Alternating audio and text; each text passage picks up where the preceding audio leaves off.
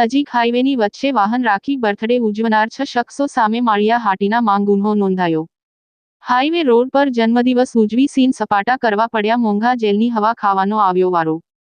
માળિયા હાટીના પોલીસે જાહેર નેશનલ રસ્તા પર બર્થડે ઉજવાતા 6 શખ્સોને કાયદાનું ભાન કરાવ્યું।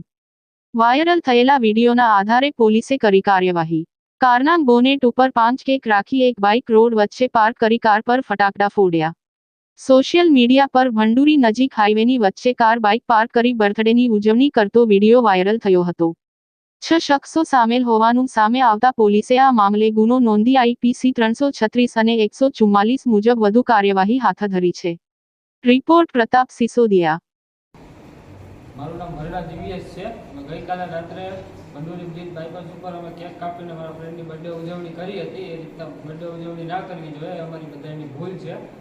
બીજાને પણ અપીલ કરું છું કે એ રીતના બર્થડે ઉજવણી ના કરતા અને અમારી માળિયા પોલીસ સ્ટેશન હતી, અમારી ઉપર કાયદેસર કાર્યવાહી કરવામાં